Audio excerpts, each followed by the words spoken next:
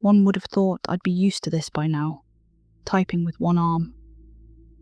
It takes time to get used to, especially when you've spent most of your life in front of a keyboard. Muscle memory digs deep. A few years ago, I was in a car accident. I was going 60 down an empty road, coming home from a long day of overtime, when some kind of animal came charging out of the woods.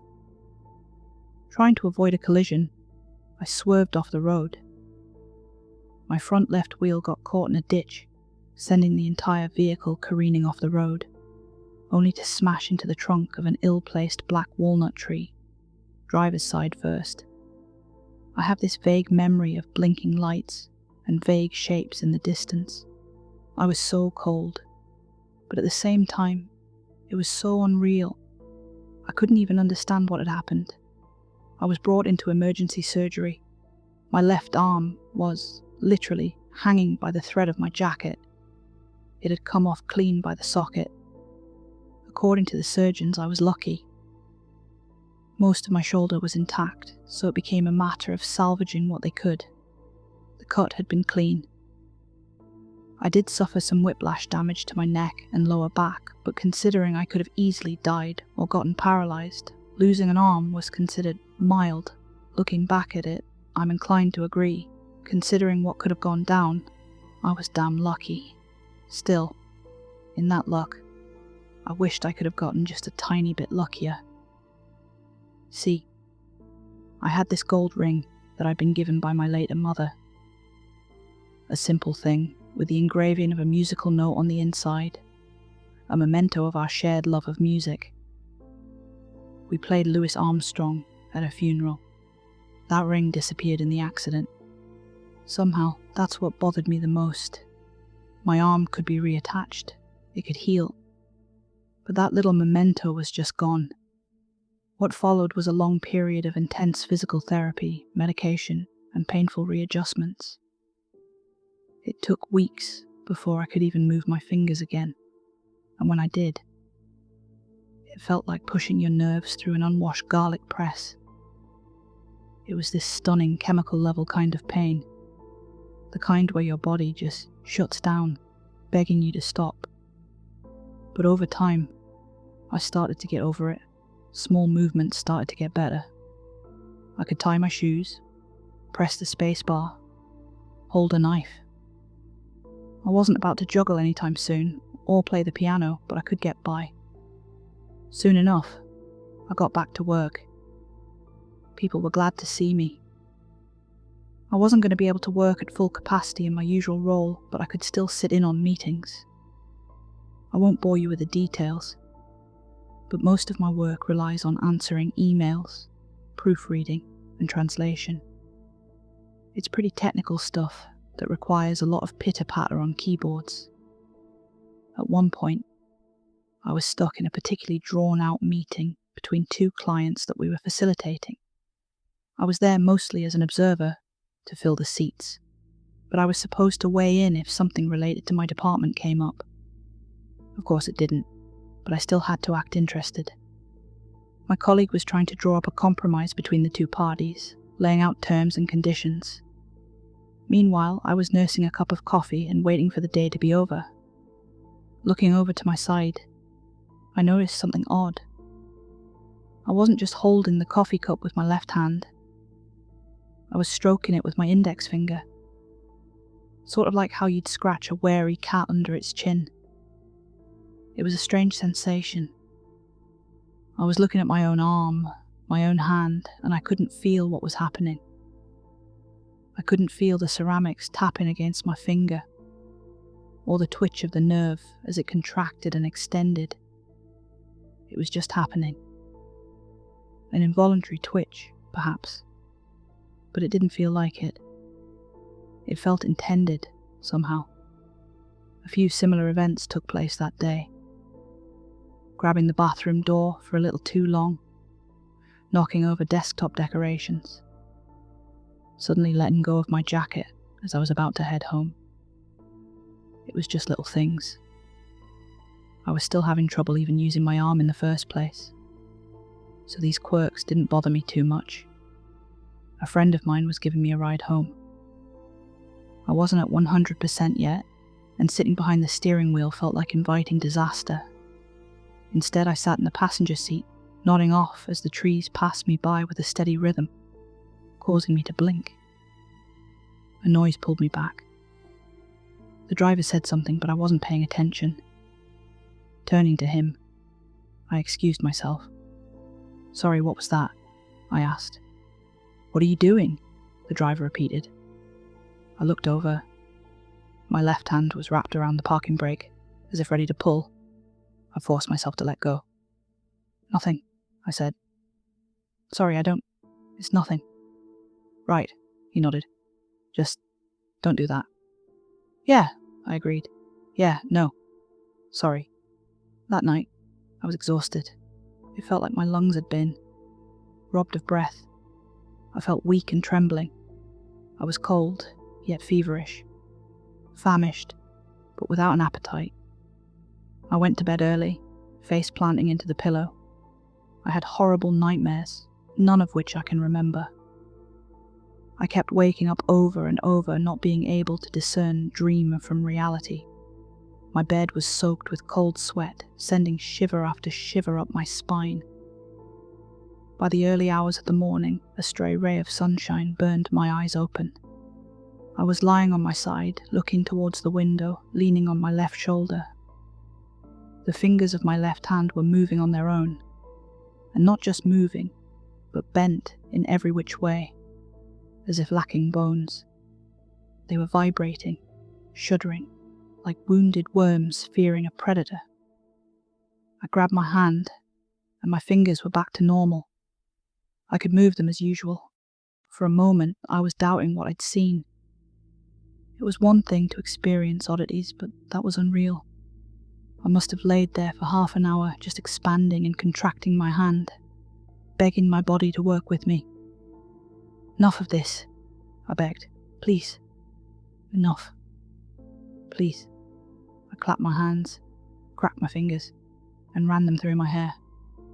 It was fine. Nothing out of the ordinary, right? A couple of weeks passed without any serious peculiarities. I could even work a little. There were a few of oddities, like unknowingly grasping a warm cup, or my fingers pointing in all directions when in contact with cold water. Just strange little things that I could easily get control of. That was, until one morning at work. We were out of coffee, so I was making myself a cup of tea instead. As the water came to a boiling point, I accidentally spilled some on my arm. The reaction was immediate. My arm whipped out to the side, throwing the pot across the room. For a moment, my arm looked like it didn't have any bones, rippling like a skin-covered liquid. It made me think of it not as a part of me, but as an alien thing attached to my shoulder. And for a brief moment, in the blink of a heartbeat, I could see my fingers grow and shrink, fingernails throbbing, like a cat throwing up a hairball. Suddenly it stopped. Looking back, I could see one of my co-workers watching me from the other side of the room. She must have heard the crash. "You all right?" she asked. "Yeah, just got a burn," I sighed. I'll be fine." She side-eyed the broken pot on the other side of the room and nodded. Not entirely convinced. As soon as she left, I looked down on my hand as if shying away from a wild animal. It was alien to me. It was something other. A twitch was one thing, but this was downright unnatural. Coming home that night, I had a weekend ahead of me. I ran my symptoms through a couple of online services. While there are a few ways the human body can trick itself, like the alien hand syndrome or phantom pains, this was different. Physical properties do not rapidly change. Then again, maybe I was imagining it. I decided to do something crazy. An experiment. I wanted to recreate what had happened in the break room. I boiled up some water and poured it into a cup. I held my left hand over my sink, grabbing the cup with my right. I stood there trying to calm myself. I wasn't insane. This was a rational thought that I had to play out in order to eliminate an outlandish possibility. I prepped a cold pack and ran the tap. Then, taking a deep breath, I poured some of the boiling water on my left hand. 12 fingers. My hand split into 12 fingers, lined with raw, open wounds. My wrist rolled, like a cobra fixing its eyes on a prey animal. This was no longer an arm. It was a nest of flesh-coloured snakes. My mind blanked. I fell backwards, smacking at my arm as if trying to kill it. I couldn't feel a thing. It's as if all sense of touch ended at my shoulder. I crawled backwards on the floor, trying to wave my arm away, but it clung to me like a parasite fixed on my shoulder. Seconds later, a searing pain ran up my arm. Looking down on my hand, it looked as it always had. It was just a hand with a burn. I could barely feel it through the pounding in my chest. Every noise in the room was overshadowed by my pulse. I ran my hand under a tap and wrapped a cold pack around the wrist. It wasn't a bad burn, but it wasn't nothing. I did some research, looking up news from around the time my accident took place. There were a couple of reports, but nothing out of the ordinary. A domestic call, a brawl at a local restaurant, a couple of missing pets. There were a couple of other reports, but they were short and didn't lead anywhere. A mention of a couple disturbances, some idiot blasting music in a parking lot. But there was one more thing I noticed. In one of the reports covering my accident, there was a picture of the car. There was spatter of the blood on the hood, with something meaty stuck in the grill, as if I'd hit an animal. That caught my interest. I couldn't remember hitting anything, so what the hell was that about? The next day my arm was acting up even worse. It kept going cold, as if circulation was cutting in and out. Before heading out, I wrapped it up in bandages, partly because of the cold sensation, and partly because I just didn't trust it. There was no way to tell what could happen or why. I managed to get a hold of the owner of the junkyard where my trashed car had been towed. I went over there early in the day, just before the fog cleared. Now, this was long after the car had been crushed and stored, but it was the only lead I had. An older woman greeted me at the gates, letting me in. We had a short chat about the accident as she showed me around, ending up at a stack of metal that could hardly be recognised as anything. The only thing to even hint at my car being in that pile was a thin slice of coloured metal from one of the doors. I dug around there for about 20 minutes, all while being observed by this old woman. "Yeah, won't find much," she said. "If the police didn't get it, the insurance folks did. Been a lot of people digging around." "Not a lot, nah," she said, shaking her head. "But you ain't the first." And she was right. There wasn't a drop of blood or bone or anything. It was just scrap metal in a pile of even more scrap metal. I was wasting my time. But as I was about to leave, I noticed something. I hadn't thought about it, but I could see the old woman was wearing a ring. It looked like a wedding ring at first, but she was wearing it on the wrong finger. I pointed to it. "You found that?" "What about it?" she asked. "It's got a tune engraved on the inside, right? Like a music note." There was no response. She just looked at me and sighed. Turns out, I was right. She gave it back. She'd found it near the hood of the car the night they brought it in. Grabbing it was just a spur-of-the-moment thing, and since no one had come asking for it, she'd kept it. I was a bit annoyed, but mostly relieved that I got it back. But the question remained, how had that ended up at the hood of the car? "There was all kinds of gunk just kinda hanging there," she said. "Figured it was an animal. And you're sure that's where you found it?" "Sure as sure can be, yeah." I stood there for a moment, feeling an uncomfortable thought forming in the back of my head. There was no way for that ring to go from my broken arm on the driver's side to a pile of meat stuck in the grill of the car. But the proof of it had been in front of me all along. I had worn that ring for 12 years. There was a permanent indent on my finger. Looking down at my left hand, there was no such indent. This wasn't my arm. As soon as that thought settled in my mind, I could feel the arm twist and turn. Hadn't it been for the bandages, there's no way to tell what it would have done. It squirmed and pulled against me, thrashing like a dying fish on land. The old woman just looked at me. "You all right? Want me to call someone?" she asked. I don't know," I said. "I don't know. I had to get to the bottom of this." I hurried out of there as fast as I could. It was getting late in the afternoon when I got back home. Grabbing an old backpack and a couple of painkillers, I was about to head right back out. But a thought hit me. Maybe it wasn't as abstract as I thought. Maybe it wasn't just a feeling. Maybe something was really there. Looking down at my arm, I could feel it stirring, just within my control. Something sleeping, waiting to spring into action. With my right hand on the front door, I stopped and spoke out loud. "Whatever you want, just don't," I asked. "Don't." There was no response. No stirring.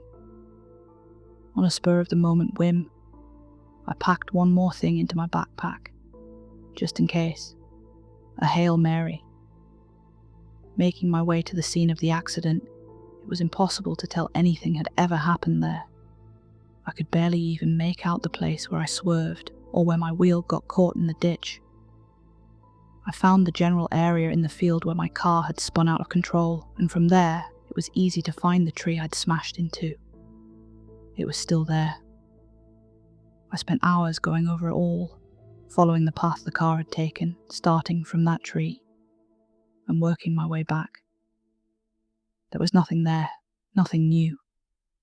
It was all just gravel, weeds, and pavement. What had I expected? A signed confession?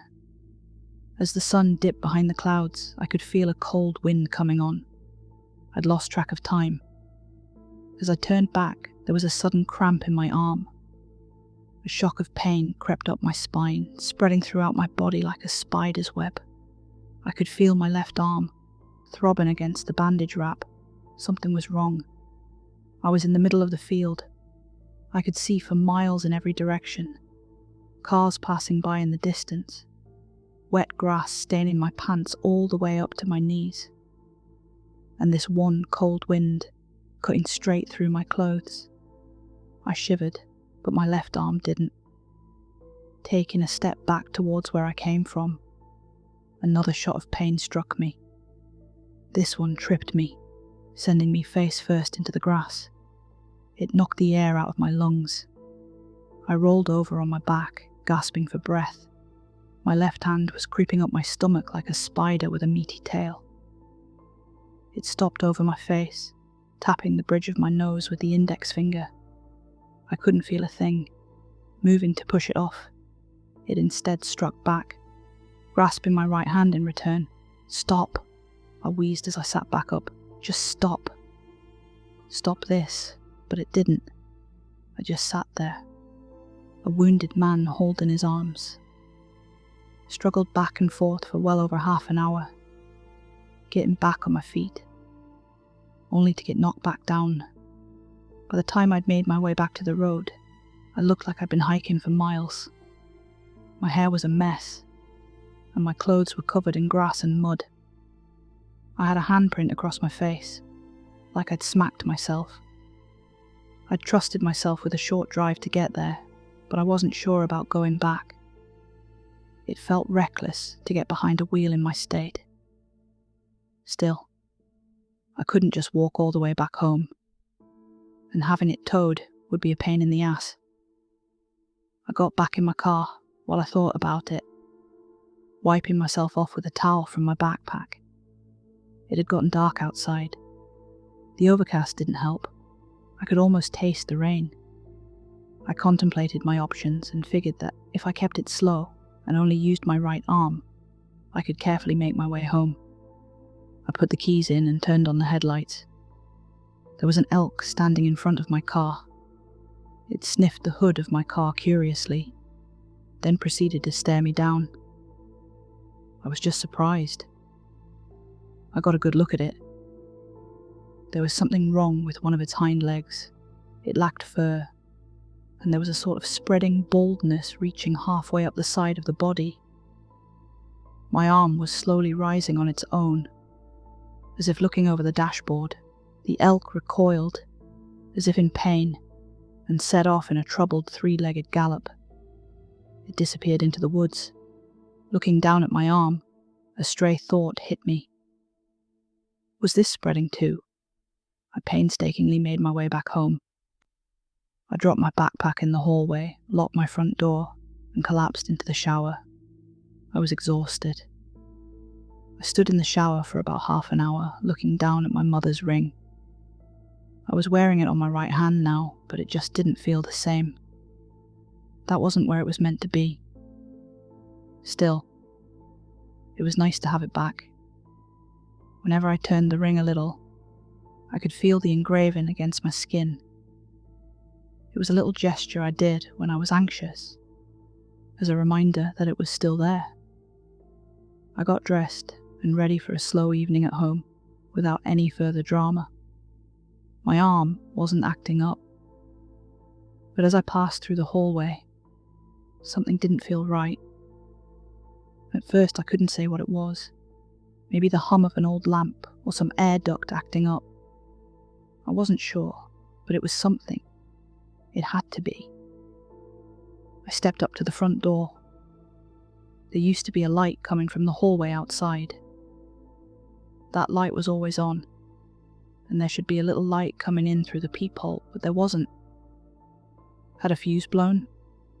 I had a closer look. There was someone just outside my door. A click. My left hand had unlocked the door. The door flung open, knocking me back. A tall silhouette, close to 7 feet tall, pushed its way into my apartment. It was dressed in a sort of black poncho, covering its face with layers of bandages. A single frog-like eye stared me down as it pushed forward. I scrambled backwards on the floor. It was fast, damn fast. It stepped forward and reached for one of my legs, but I managed to pull away in time. I got back on my feet, barely managing to pull my left arm along. It was trying to grab a hold of something, as if to slow me down. In a spur-of-the-moment decision, I grabbed a lamp from the windowsill, throwing it across the room. The intruder ducked, then came at me again. I ducked under, just in time, and headed for the door. As I reached the front door, my left arm tried to force it shut. I fought against myself to get out, but it was useless.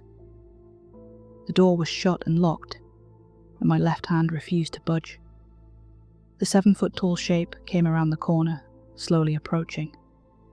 I had to think of something. Anything. My backpack.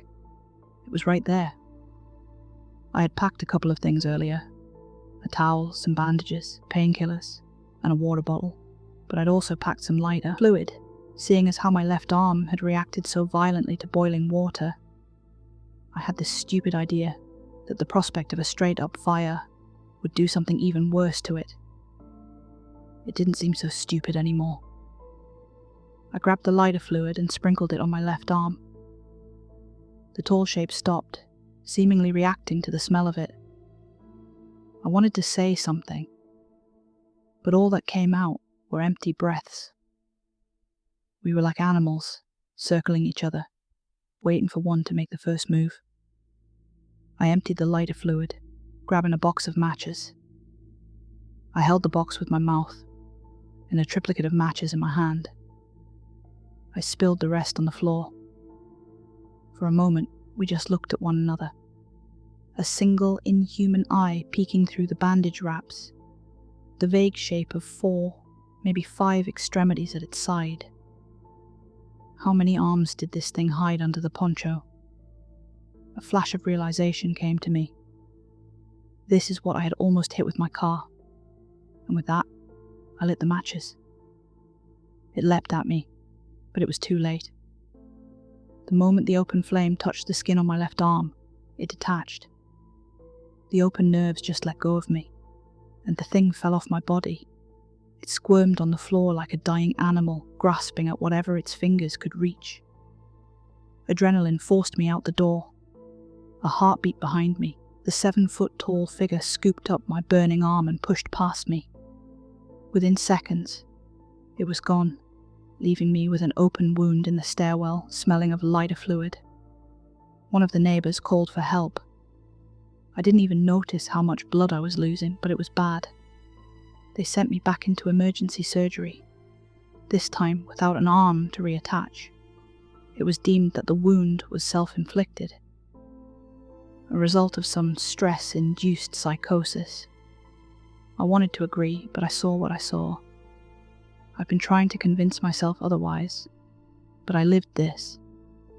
This wasn't any other life but mine. I've since learned to live with a full prosthetic.